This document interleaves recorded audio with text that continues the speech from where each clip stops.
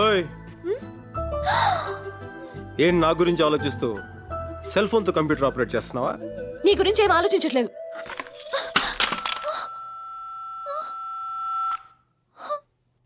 అయ్యో,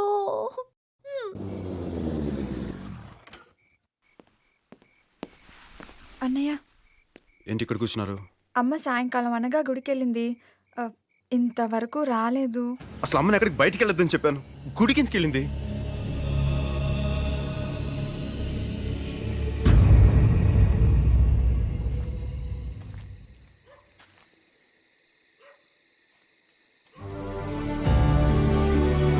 రంగారావు గారు, రంగారావు గారు, రంగారావు గారు, రంగారావు గారు, రంగారావు గారు, రంగారావు గారు.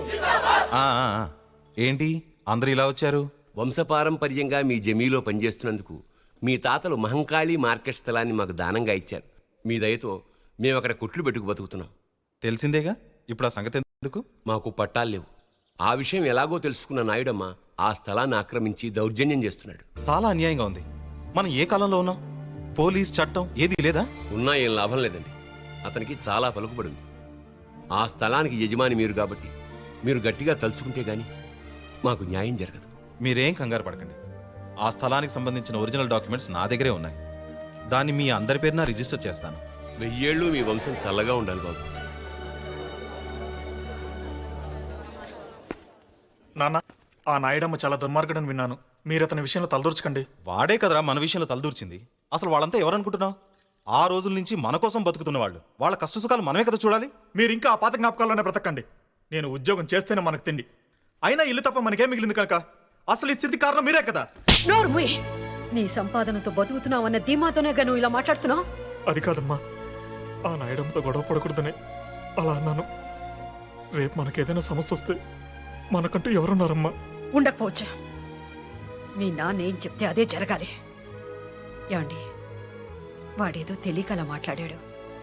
మీరేం చేయదలుచుకుంటున్నారో అలాగే చేయండి. లాయర్ గారు, ఈ రిజిస్ట్రేషన్ చాలా జాగ్రత్తగా జరగాలి. పాపం పేద ప్రజలు, వాళ్ళకి ఏ అన్యాయం జరగకూడదు. మీరేం కంగారు పడకండి, అన్ని నేను చూసుకుంటాను. లాయర్,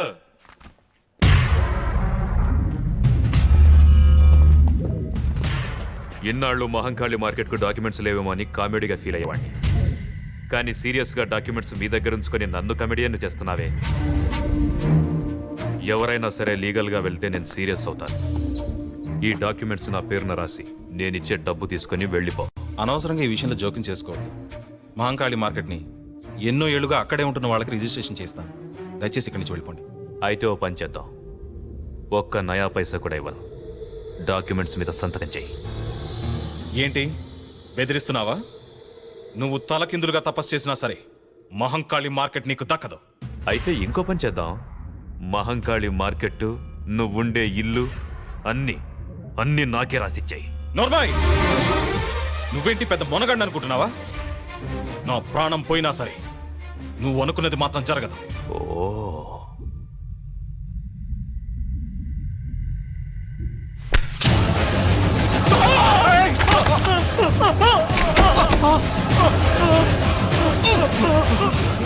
వాడు కేకలు ఎందుకు పెడుతున్నాడో తెలుసా? నొప్పి. ఆ నొప్పి కన్నా వాడు చస్తే నీకొచ్చే నొప్పి ఇంకా ఎక్కువ ఉంటుంది. అది భరించగలవా?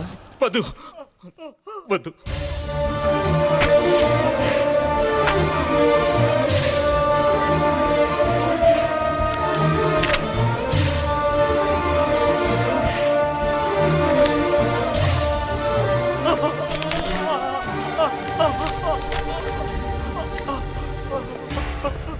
నువ్వు కామెడీగా సంతకం చేసావు సరే, రేపు సీరియస్గా కోర్టు కేసు అని ప్రొసీడ్ అయితే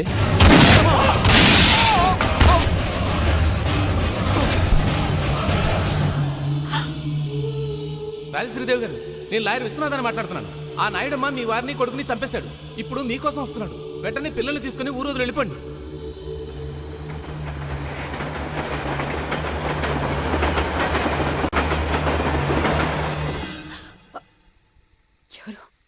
అమ్మా, అమ్మా, నేను అమ్మా అమ్మా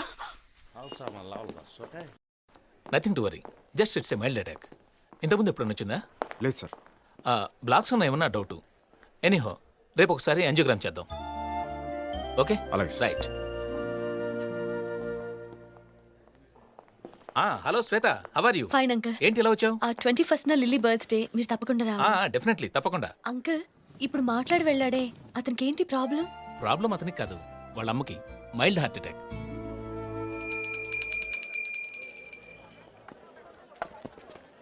రేయ్ బాలుగా దొరికిపోయినావురా. నీ గురించి అన్నాక తెలిసిపోయింది. దాసన రమ్మంటుండు, బయలుదేరు. ఏయ్, నడు.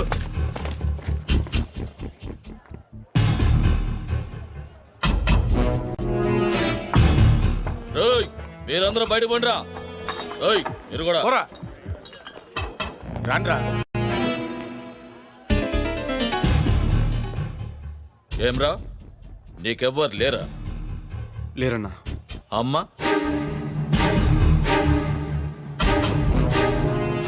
మర్చిపోయినావురా, ఈరోజు అమ్మ తద్దిను. తద్దినం నాకు తెలుసన్నా, అందుకే పొద్దున్నే గుళ్ళు అమ్మ పేరు మీద పూజ కూడా చేయించి వచ్చాను. చూడన్నా కుంకుమ. అన్నా వద్దన్నా, అమ్మ ఆత్మశాంతి కోసం ఈరోజు మందు తాగద్దన్నా. గట్లనుకు తమ్మి, ఎందుకన్నా? అమ్మకు మందంటే ప్రాణం. అమ్మకు ఇంటికన్నా కళ్ళు కాంపౌండ్ అంటేనే చాలా ఇష్టం. ఎప్పుడు గాడే ఉంటుండే. నిన్ను కలవనికి ఢిల్లీ నుంచి ఆవిడ కిరణ్ సెట్ వచ్చిండు. అన్నా నేను బయలుదేరుతానన్నా. నువ్వు ఆగుతమ్మి. నమస్తే సాబ్.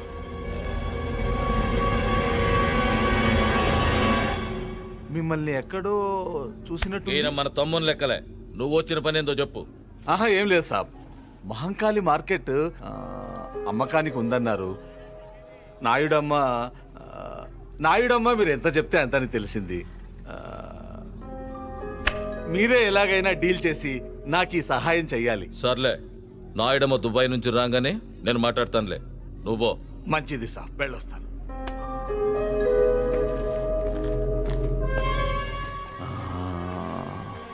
इस आदमी को मैंने कहा देखा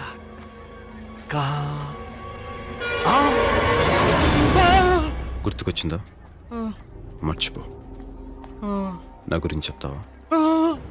నేనేంటో తెలుసుగా. ఇంకోసారి ఏరియాలో కనిపించావు. పో పో. चलो गाड़ी जाएंगे.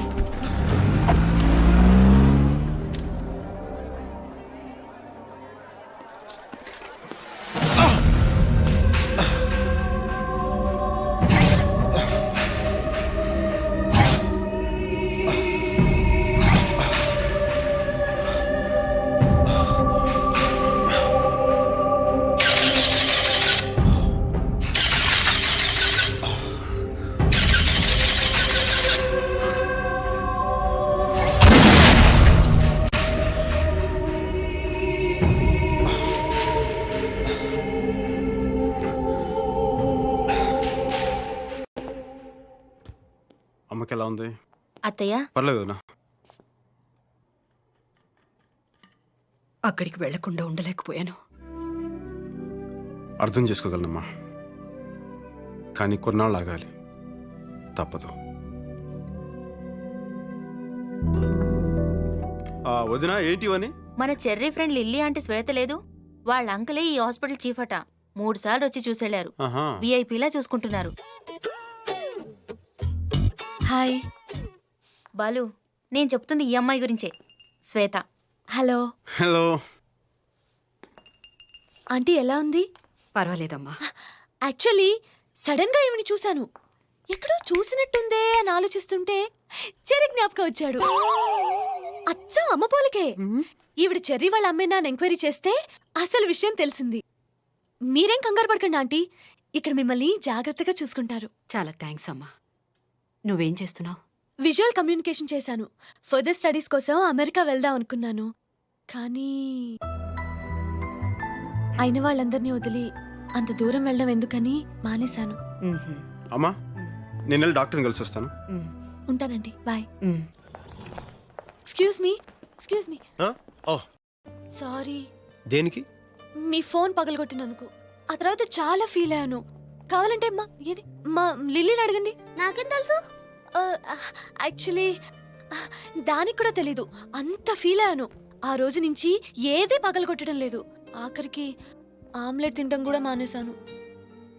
ఎందుకని అడగచ్చుగా. ఎందుకు?